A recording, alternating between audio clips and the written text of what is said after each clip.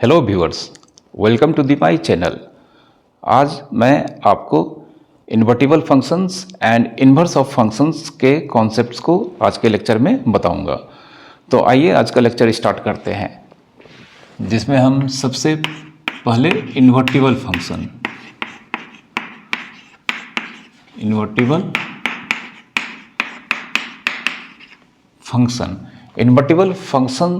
क्या होते हैं, इसके कॉन्सेप्ट्स को हम सबसे पहले समझेंगे।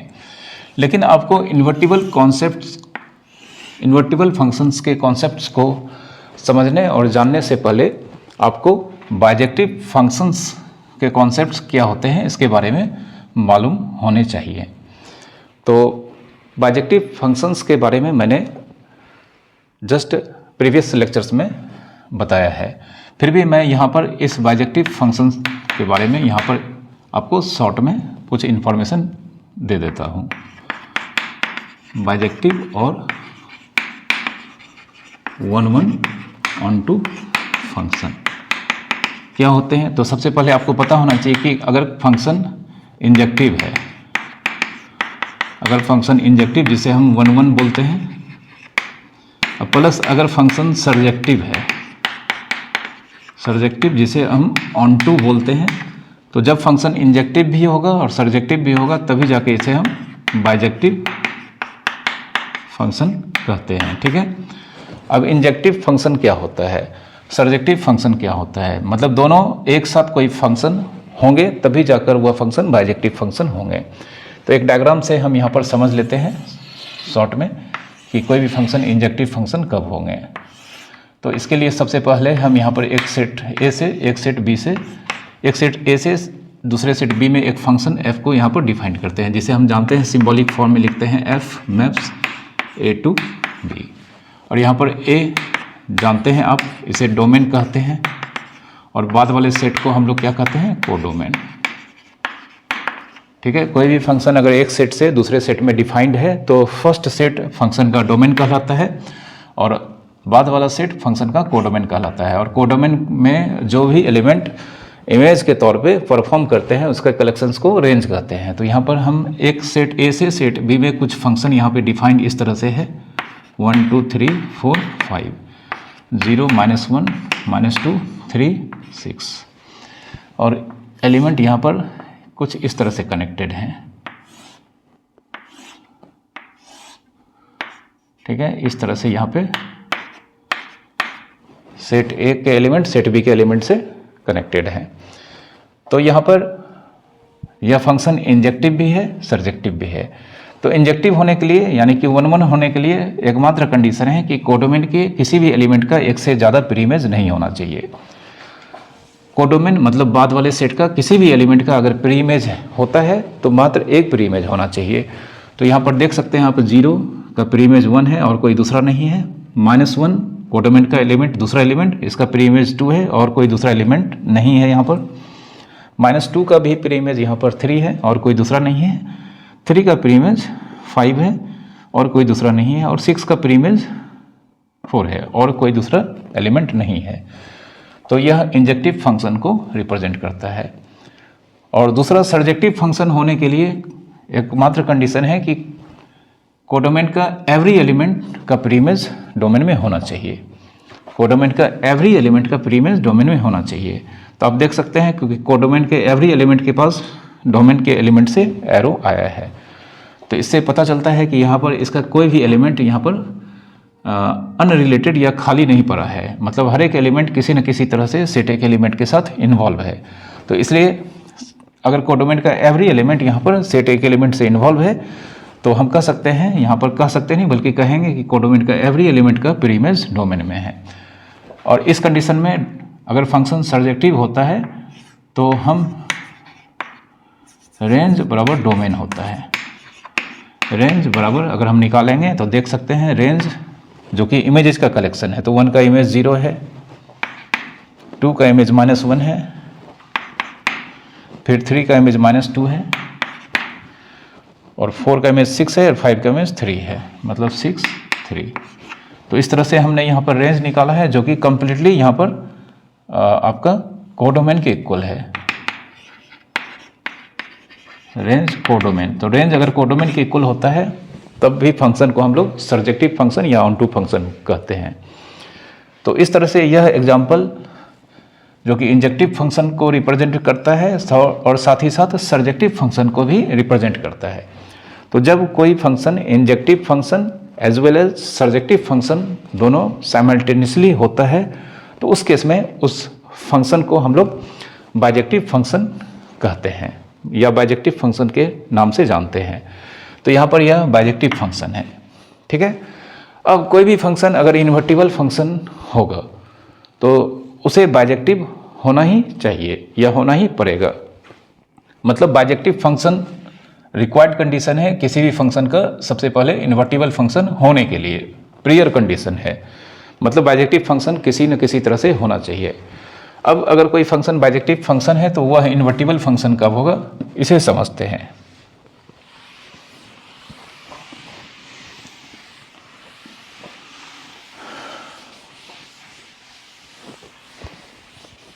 तो इसे समझने के लिए सबसे पहले हम यहाँ पर एक और चीज समझेंगे, composition of function. Composition of function, composition of function, ठीक है। आप इसे ध्यान से समझिएगा तभी जाकर आपको इन्वर्टिबल फंक्शन के कॉन्सेप्ट अच्छे से समझ में आएंगे। तो कंपोजिशन ऑफ फंक्शन सबसे पहले डिफाइंड कब है, कब एग्जिस्ट करता है, तो एक एग्जांपल से हम यहाँ पर इसको समझाते हैं आपको। तो अगर हम मान लेते हैं एक फंक्शन f, एक फंक्शन है जिसका नाम f है और यह सेट a से सेट b में है, ठीक है।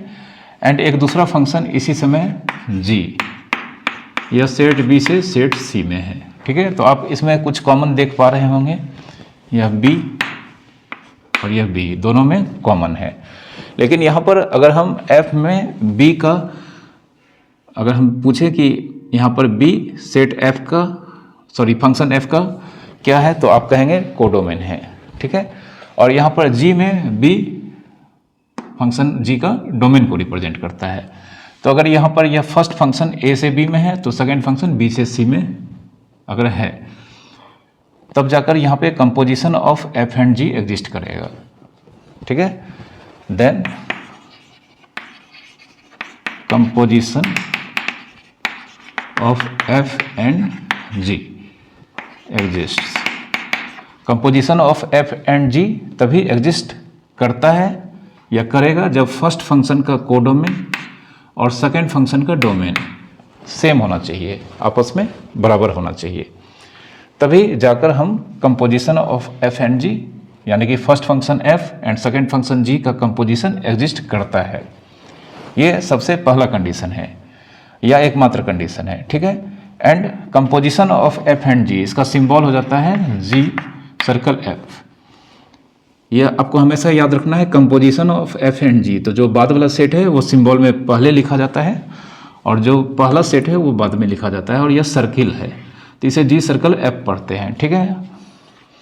अब composition of f and g जिसे g सर्कल f पढ़ते हैं यह भी एक फंक्शन होता है और यह सेट a से सेट c में होगा। मतलब b को अगर हम साइलेंट कर दे दोनों में, b को हम जो कि दोनों में कॉमन है इसे अगर हम साइलेंट कर देते हैं तो f के पास a बचता है और g के पास c बचता है। तो composition of f and g जिसे g सर्कल f या गॉफ b बोलते हैं यह सेट a से सेट c में होगा। एंड GOF मतलब composition of f and g के थ्रू अगर हम x का वैल्यू निकालना चाहेंगे तो यहाँ पर इस ब्रैकेट को अगर हम ब्रेक करेंगे तो यहाँ पे g सबसे पहले लिखा जाएगा, उसके बाद ब्रैकेट के इनसाइड fx, ठीक है। यह इसका वैल्यू निकालने का फॉर्मूला होता है। एक एग्जांपल से हम इसे समझते हैं।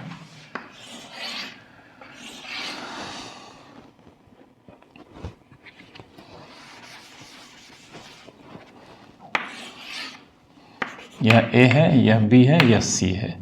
a से b में जो फंक्शन है उसे f नाम दिया गया है, b से c में जो फंक्शन है उसे नाम दिया गया है g। तो आप देख सकते हैं f का कोडोमेन b है और g का डोमेन b है जो इन दोनों में कॉमन है।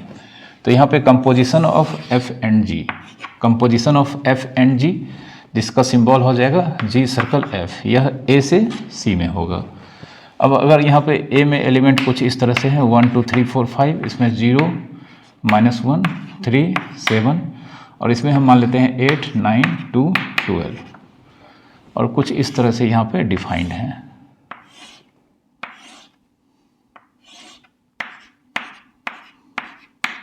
ठीक है, फंक्शन f a से b में इस तरह से डिफाइंड है और g जो कि b से c में है वो कुछ इस तरह से डिफाइंड है। ठीक है, अब हम आपको इसका मीनिंग समझाते हैं। तो यहाँ पे आपको पता होना चाहिए कि यह जो वेरिएबल x है यह अपना वैल्यू सेट x से लेगा। ठीक है, और यह g f(x) इसका वैल्यू आपको सेट c में मिलेगा। तो इस चीज़ को हम यहाँ पर आपको समझाते हैं इस डायग्राम में। जैसे GOF x का वैल्यू हम 1 लेते हैं, तो हम जानते हैं g यहाँ पे इस ब्रैकेट को ब्रेक करेंगे तो g यहाँ पर बाहर हो जाएगा और इनसाइड हो जाएगा आपका F1। चूँकि यहाँ पर g सर्कल Fx अगर हम इसको ब्रेक करेंगे तो g यहाँ पे आउट हो जाएगा और इनसाइड Fx होगा। तो g यहाँ पे f के थ्रू 1 कनेक्टेड है 0 से, तो हम यहाँ पर F1 का वैल्यू 0 लिखेंगे और g के थ्रू 0 का वैल्यू 9 है, तो यह 9 इसका आंसर होगा। मतलब g सर्कल f के थ्रू 1 का वैल्यू 9 होगा, जो कि सेट a के एलिमेंट को सेट c के एलिमेंट से कनेक्टेड करता है। ठीक है, आप देख सकते हैं 1 के साथ एरो गया है 0 के पास, 0 के साथ 9 का एरो यहाँ पर गया है। उसी तरह से g सर्कल f के थ्रू अगर हम 2 की वैल्यू निकालते हैं तो हम यहाँ पर g F2 और g F2, f के थ्रू 2 का वैल्यू 0 है और g के थ्रू 0 का वैल्यू यहाँ पे अर्लियर हम देख चुके हैं 9 है, तो इसका भी आंसर 9 होगा। उसी तरह से अगर हम g सर्कल f के थ्रू अगर 3 की वैल्यू हम फाइंड करते हैं तो g हमें यहाँ पर बाहर में रखना होगा and F3 inside. g and F3, f के थ्रू 3 की वैल्यू यहाँ पर 2 है। ठीक है, नहीं f के थ्रू 3 की वैल्यू यहाँ पे -1 है, सॉरी -1 है और g के थ्रू -1 की वैल्यू यहाँ पर 2 है। ठीक है, एंड g के थ्रू g सर्कल f के थ्रू 4 का वैल्यू अगर हम फाइंड करेंगे तो g F4 एंड f के थ्रू 4 की वैल्यू यहाँ पर 3 है एंड g के थ्रू 3 की वैल्यू यहाँ पर 2 है। इसी तरह से g सर्कल f के थ्रू 5 की वैल्यू भी हम फाइंड कर सकते हैं। इसे हम यहाँ पे लिखते हैं g सर्कल f के थ्रू 5, तो g यहाँ पे F5 हम लिखेंगे और f के थ्रू 5 की वैल्यू अगेन आप देख सकते हैं 3 है एंड g के थ्रू 3 की वैल्यू 2 है। तो इस तरह से इसका वैल्यू फाइंड किया जाता है। ठीक है, यह तो एक डायग्राम के थ्रू हमने आपको एक एग्जांपल से समझाया है। अब एक रियल क्वेश्चन को हम यहाँ पर फिल करते हैं। रियल में हम कैसे इस वैल्यू को या किस तरह से फंक्शन को डिफाइन करेंगे इसे समझेंगे।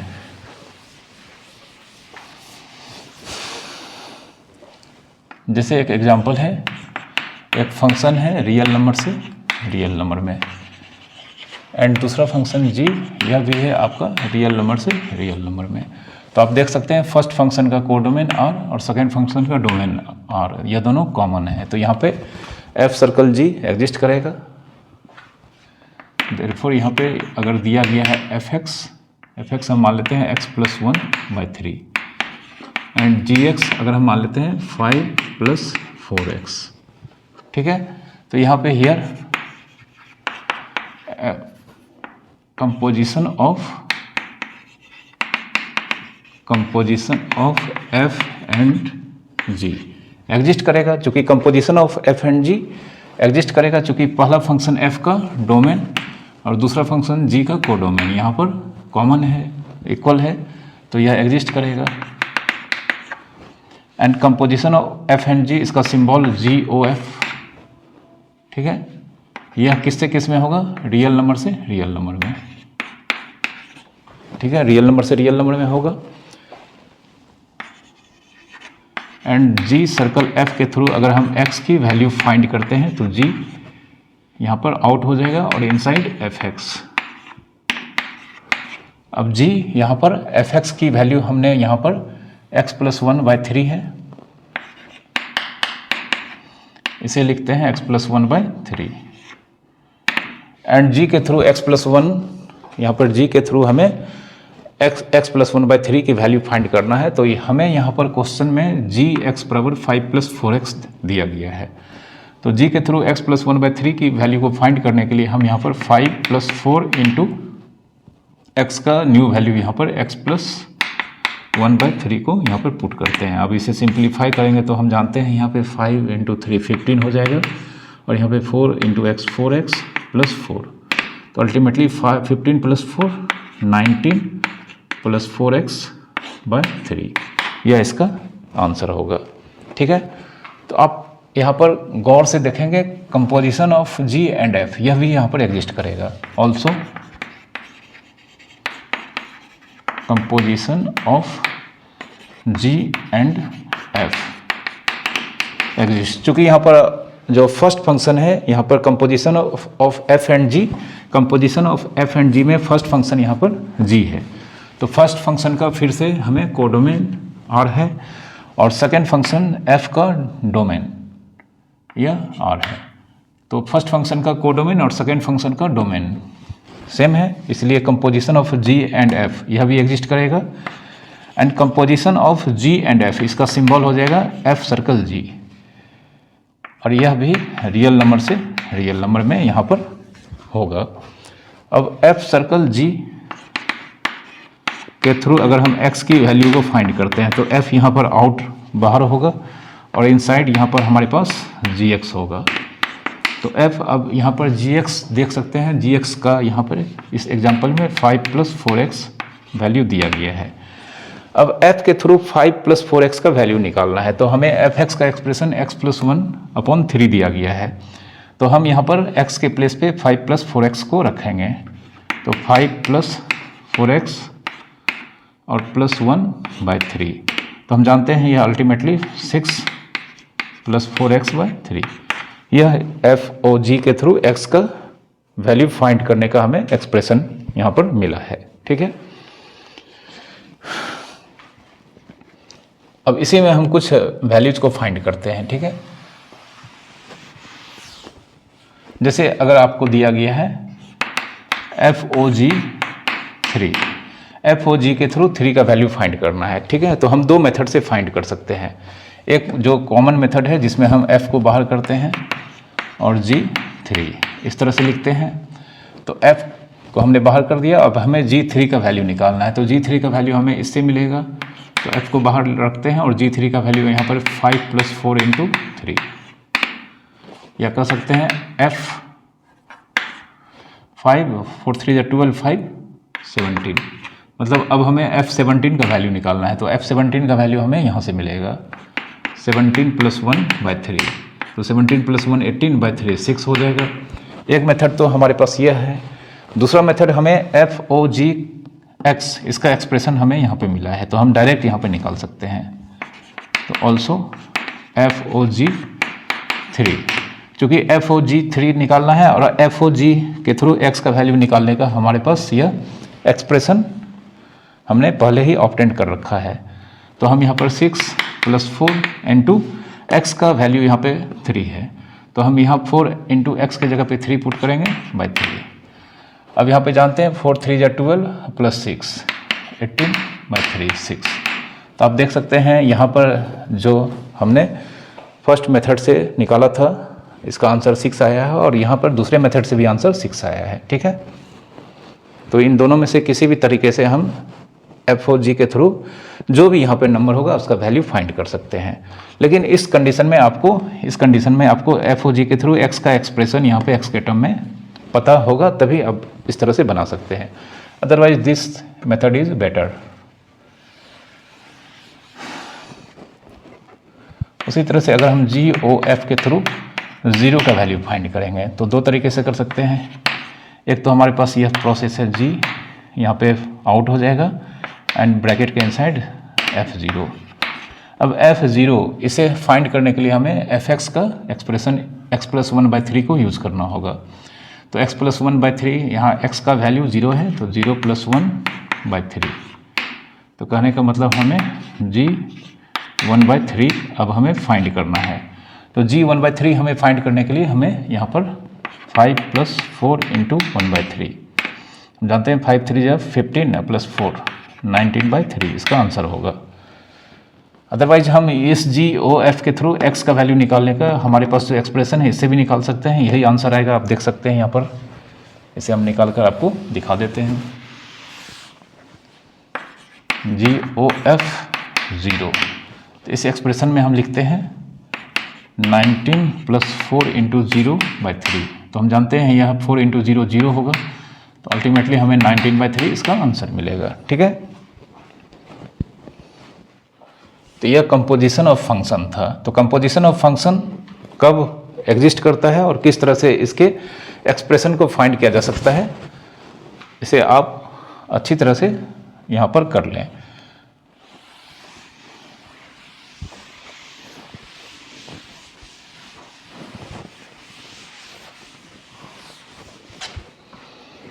अब इन्वर्टिबल फंक्शंस को हम समझते हैं।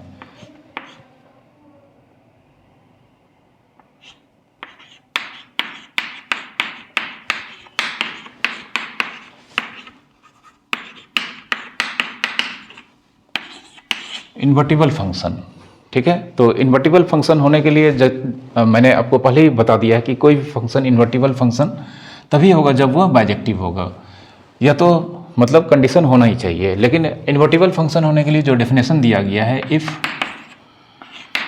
एक फंक्शन है f a से b में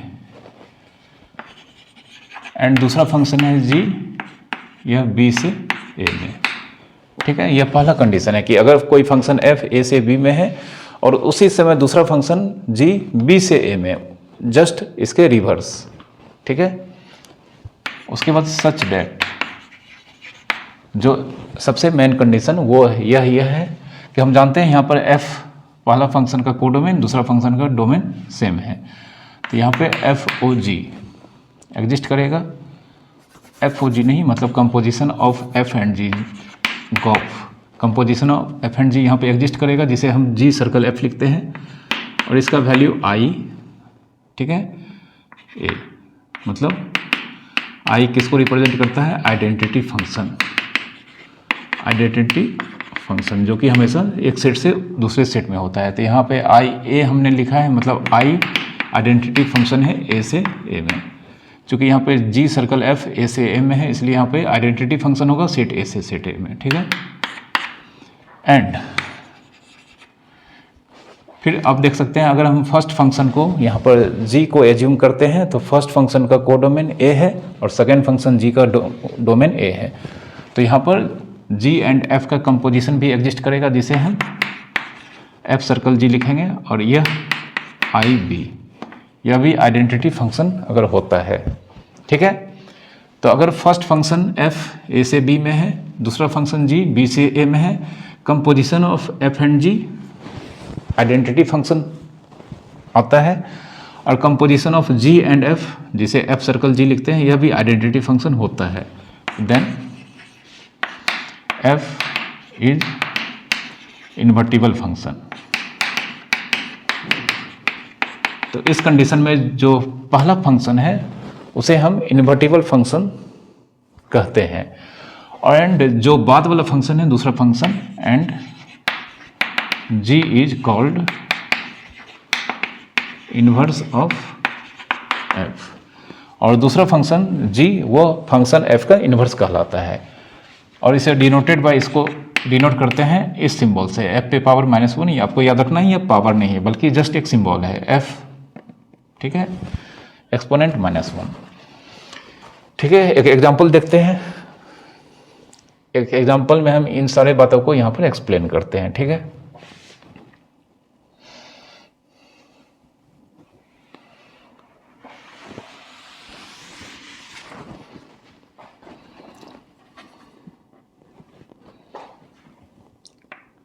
जैसे अगर हम मान लेते हैं लेट f रियल नंबर से रियल नंबर में, एंड fx इक्वल टू हम एज्यूम कर लेते हैं x + 3/7, एंड जी, यह भी रियल नंबर से रियल नंबर में, एंड इसे हम एज्यूम कर लेते हैं जी एक्स।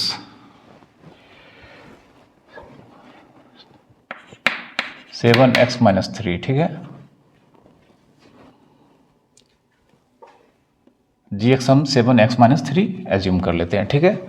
अब हमें यहाँ पर ऑफ कोर्स यहाँ पर composition of f and g exist करेगा, क्योंकि composition of f and g exist करने के लिए फर्स्ट का कोडोमेन सेकेंड का डोमेन सेम होना चाहिए।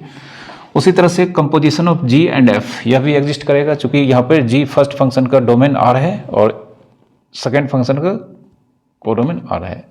तो देयरफॉर यहाँ पर f o g and g o F both exist, यह दोनों एग्जिस्ट कर रहा है।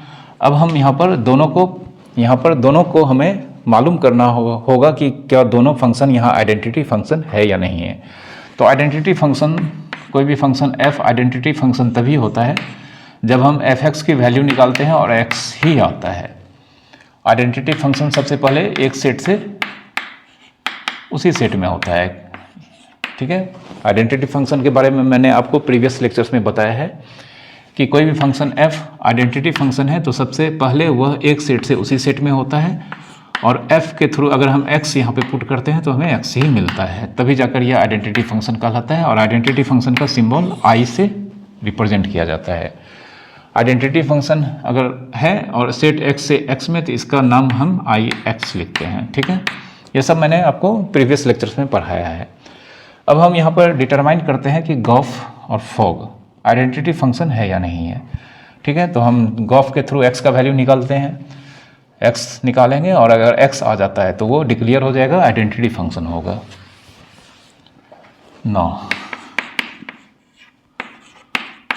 गॉफ के थ्रू अगर हम x का वैल्यू निकालते हैं तो g यहाँ पर बाहर हो जाएगा और ब्रैकेट के इनसाइड x होगा। अब यहाँ पर इस एग्जांपल में f(x) दिया गया है x + 3/7। अब g के थ्रू हमें x + 3/7 का वैल्यू निकालना है। तो gx का एक्सप्रेशन 7x - 3 दिया गया है, तो 7 × x का वैल्यू हम इसे रखेंगे x + 3/7 - 3। यह 7 कैंसिल हो जाएगा, तो x + 3 - 3, यह 3 भी कैंसिल हो जाएगा, x। तो देयरफॉर हमने यहाँ पर GOF के थ्रू x का वैल्यू निकाला और हमें x ही मिला। तो देयरफॉर GOF यह आइडेंटिटी फंक्शन यहाँ पर आइडेंटिटी फंक्शन डिक्लेयर हो गया, ठीक है। तो गॉफ दिया गया है, आइडेंटिटी फंक्शन होना चाहिए, तो यह आइडेंटिटी फंक्शन हो गया है। चूँकि यह R से R में है तो IR लिख सकते हैं। अब हमें फॉग मतलब composition of G and F यह भी निकालना है और यह भी आइडेंटिटी होना चाहिए, तो हम इसे भी यहाँ पर डिटरमाइन कर लेते हैं।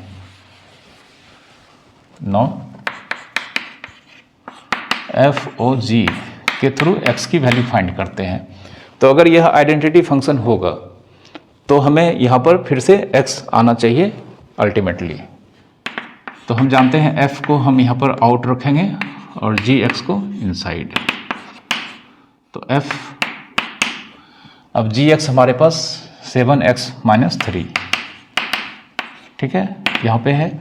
अब f के थ्रू हमें 7x - 3 का वैल्यू निकालना है, तो हमें fx का एक्सप्रेशन में x के प्लेस पे 7x - 3 को रखना होगा, ठीक है। तो x के प्लेस पे हम 7x - 3 को रखेंगे, फिर x के वैल्यू के साथ हमें 3 को ऐड करना है और बाय 7, ठीक है। तो यहाँ पर यह 3 कैंसिल हो जाएगा, 7x/7x। तो देयरफॉर FOG के थ्रू हमने x का वैल्यू निकाला और हमें x यहाँ पर मिला। तो इससे पता चलता है कि यहाँ पे FOG आइडेंटिटी फंक्शन को रिप्रेजेंट करता है। तो इस एग्जांपल में हमने G सर्कल F निकाला, वह हमें आइडेंटिटी फंक्शन मिला, और F सर्कल G भी हमने निकाला यहाँ पर, इसे भी हमने फाइंड किया, तो यह भी हमें आइडेंटिटी फंक्शन मिला। तो इस तरह से हम कह सकते हैं कि जो भी यहाँ पर इन्वर्टिबल फंक्शन होने के लिए रिक्वायर्ड कंडीशन है वह इस एग्जांपल में एफ और जी यहाँ पर उसे कंप्लीटली फुलफिल कर रहा है। तो इस कंडीशन में हमारा पहला फंक्शन यहाँ पर एफ इज इन्वर्टिबल फंक्शन होगा, एफ इज इन्वर्टिबल फंक्शन होगा। एंड दूसरा फंक्शन जी, यह एफ इनवर्स, मतलब इस फंक्शन एफ का इन्वर्स को रिप्रेजेंट करेगा, ठीक है, इन्वर्स ऑफ एफ, ठीक है, यह फंक्शन एफ के इन्वर्स को रिप्रेजेंट करेगा, ठीक है। अब हम कुछ और यहाँ पर ऐड करने जा रहे हैं इस एग्जाम्पल में। अब हम जानते हैं कि अगर एफ ए से बी में कोई फंक्शन है तो एफ इनवर्स, चूंकि हम जानते हैं कि अगर ये इतना, मतलब ये सारी बातें होते हैं तो यहाँ पर जी फंक्शन एफ का इन्वर्स कहलाता है। तो अगर एफ ए से बी में कोई फंक्शन है तो एफ का इन्वर्स बी से ए में फंक्शन होगा। साथ ही साथ जी ओ एफ, मतलब एफ इनवर्स ओ जी, यह आइडेंटिटी फंक्शन होगा। एंड एफ ओ जी, मतलब एफ ओ एफ इनवर्स, यह भी आइडेंटिटी फंक्शन होगा, ठीक है, कोई दिक्कत। साथ ही साथ एंड अगर y equals to f x है तो then x equals to f inverse y, ठीक है, y इक्वल्स टू अगर एफ एक्स है तो x equals to f inverse y, यह यहाँ पर होगा। इस एग्जाम्पल में हम आपको इसका मीनिंग समझाते हैं। अगर y equals to f x है तो x equals to f inverse y, यह कैसे होगा, ठीक है। लेकिन इस सारे बात को यहाँ पर, इन सारे बातों को आपको याद रखना है, ठीक है, इन सारे बातों को आपको याद रखना है। एफ ए से बी में है और यह कैसा फंक्शन है, इन्वर्टिबल। अगर एफ ए से बी में कोई फंक्शन है और इन्वर्टिबल है तो ये सारे यहाँ पे फैक्ट्स यहाँ पर अपने आप होते चले जाएंगे, ठीक है। और कोई फंक्शन अगर इन्वर्टिबल होगा तो यह बाइजेक्टिव तो होगा ही, इसे बाइजेक्टिव होना ही पड़ेगा, ठीक है।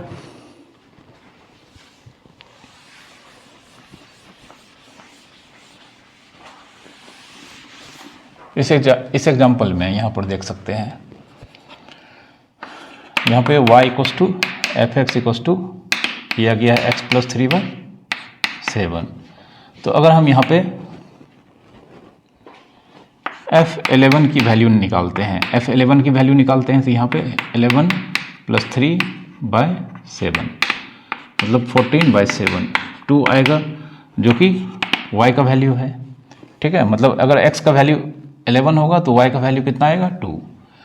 अब f इनवर्स 2, f इनवर्स 2 मतलब फंक्शन f इनवर्स के थ्रू अगर हम 2 का वैल्यू निकालने जाएंगे तो हमें 11 आएगा यहाँ पर, ठीक है, यह 11 आएगा ही, क्योंकि हमने अभी पढ़ा है कि अगर y equals to f x होता है तो f inverse y equals to x होता है।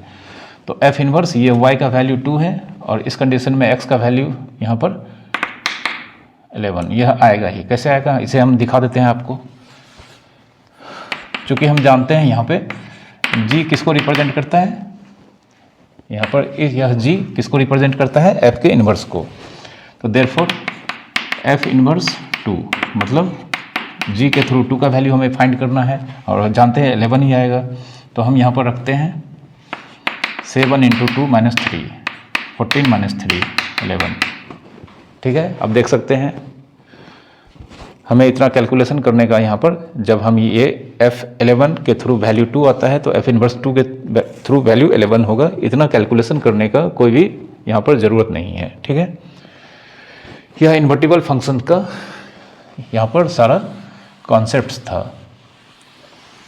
आप इस वीडियो को दोबारा देखेंगे, हो सकता है आप 2 से 3 बार देखेंगे, तभी जाकर आपको इसके सारे कॉन्सेप्ट्स समझ में आएंगे। कुछ और एग्जाम्पल हम लेकर यहाँ पर इन्वर्टिबल फंक्शंस के क्वेश्चंस को सॉल्व करते हैं। जैसे यहाँ पर एक क्वेश्चन है, इफ f रियल नंबर से रियल नंबर में एक फंक्शन है and y equals to f x equals to दे रखा है 3 - 5x/13, ठीक है। So that f is invertible and hence find f inverse x. ठीक है, यहाँ पे एक फंक्शन दे रखा है एफ रियल नंबर से रियल नंबर में, and y equals to f x दे रखा है यहाँ पर 3 - 5x/13। तो हमें शो करना है एफ इन्वर्टिबल फंक्शन है और साथ ही साथ हमें एफ इनवर्स एक्स का वैल्यू फाइंड करना है। ठीक है, तो इसे हम दो तरीके से बना सकते हैं। एक तरीका जो अभी हमने सीखा है कि इन्वर्टिबल फंक्शन होने के लिए क्या क्या होना चाहिए, उससे हम बना सकते हैं। दूसरा, कोई भी फंक्शन अगर इन्वर्टिबल फंक्शन होता है तो वह बाइजेक्टिव फंक्शन होता है। तो अगर हम इस फंक्शन को शो कर दें बाइजेक्टिव फंक्शन है तो यह इन्वर्टिबल भी होगा, और फिर हम इसे एफ इनवर्स एक्स का वैल्यू को निकाल सकते हैं। तो सबसे पहले हम यहाँ पे फर्स्ट तरीके को यहाँ पर यूज करते हैं। सिंस एफ रियल नंबर से रियल नंबर में है and y equals to f x 3 - 5x/13 यह दिया गया है। तो अभी हमारे पास y का वैल्यू x के टर्म में है। अब हम इस एक्सप्रेशन से x का वैल्यू y के टर्म में निकालेंगे। तो now y equals to 3 - 5x/13। तो हम इस टर्म को LHS में लाते हैं, तो हमारे पास 5x/13 3 - y। ठीक है, होगा। अब हम x का वैल्यू को निकालेंगे, तो therefore x equals to 13 × 3 - y/5। ठीक है, यह हमारे पास x का एक्सप्रेशन y में है। ठीक है, अब एक हम फंक्शन एज्यूम करते हैं, लेट g रियल नंबर से रियल नंबर में, एंड हम मान लेते हैं g के थ्रू y की वैल्यू, यह जो x का वैल्यू आया है इसे हम यहाँ पे लेट कर लेते हैं 13/5 3 - y। ठीक है, क्योंकि यह y के टर्म में एक्सप्रेशन है इसलिए हमने यहाँ पे gy लिखा है। ठीक है, और यह x के वैल्यू को रिप्रेजेंट करता है। तो अब हमें यहाँ पर प्रूव करना है, क्योंकि फंक्शन f R से R में है और g भी R से R में है, उल्टा R से R में। अब अगर हम यहाँ पर दिखा दें कि fog and gof identity function है, तो यहाँ पे पहला फंक्शन f इन्वर्टिबल होगा और यह g उसका इन्वर्स होगा। तो नाउ FOG हम जानते हैं यहाँ पर f बाहर होगा और अंदर में g होगा और g के पास y है, तो यहाँ पे हम y लिखेंगे। इसे आप यहाँ पे ध्यान से देखिएगा, मतलब यहाँ पे FOG में हम जानते हैं f और g के इनसाइड, तो g के पास यहाँ पर हम जानते हैं y है, इसलिए हमने यहाँ पे y लिखा है। और FOG y हम निकालने जा रहे हैं, और अगर ये आइडेंटिटी फंक्शन है तो y ही आएगा। FG y FGY के प्लेस पे हम लिखेंगे 13/5 × 3 - y। अब f के थ्रू 13/5 × 3 - y का निकालने के लिए हमें f के एक्सप्रेशन को यूज करना होगा। तो सबसे पहले हम 3 लिखते हैं, 3, उसके बाद 5/13 × x का वैल्यू हमें 13/5 × 3 - y इसे रखना होगा। यह 5 कैंसिल होगा, यह 13 कैंसिल हो जाएगा, तो हमें 3 - y हम जानते हैं, यह 3 और 3 भी कैंसिल हो जाएगा, y हमें यह मिला है। तो देयरफॉर आप कह सकते हैं यहाँ पे FOG आइडेंटिटी फंक्शन आया है। ठीक है, तो FOG आइडेंटिटी फंक्शन आ चुका है। अब हमें GOF यह भी निकालना होगा और यह भी आइडेंटिटी फंक्शन होना चाहिए। ठीक है, तो इसे भी हम यहाँ पर ही बनाते हैं।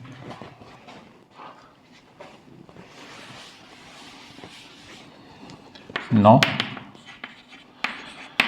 GOF, अब हम जानते हैं यहाँ पर अगर ब्रैकेट को ब्रेक करेंगे तो G यहाँ पे आउट होगा और F इनसाइड होगा, और यहाँ पे F इनसाइड होगा तो F के पास यहाँ ब्रैकेट में यहाँ पे कौन सा वेरिएबल यूज करेंगे, तो हमें देखना होगा कि F के पास क्या है, X, तो यहाँ पे X रखना होगा, तो इसलिए हम यहाँ पर X रखेंगे।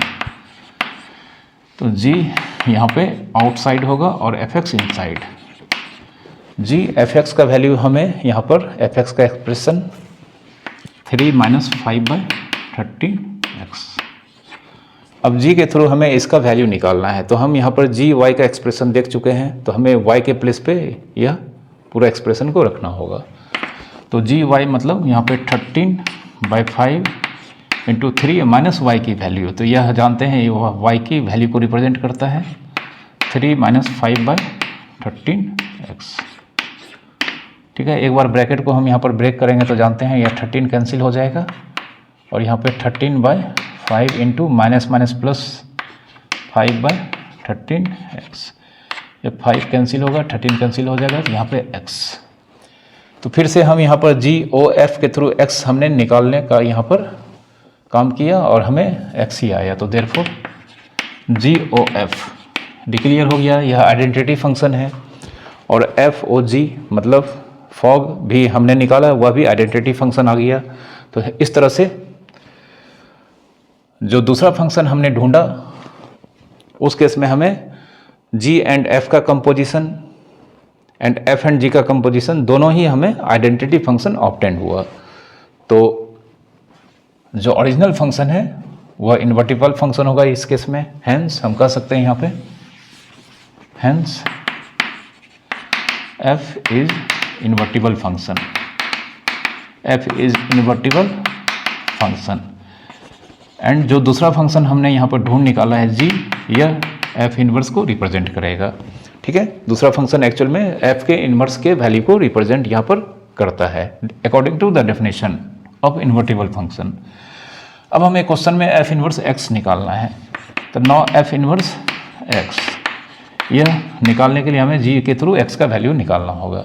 ठीक है, तो अब चूंकि हमारे पास GY का वैल्यू 13/5 इंटू 3 - y है, तो देयरफॉर G के थ्रू x का वैल्यू निकालने के लिए सिर्फ हमें y के प्लेस पे यह y के नए वैल्यू x को रखना होगा।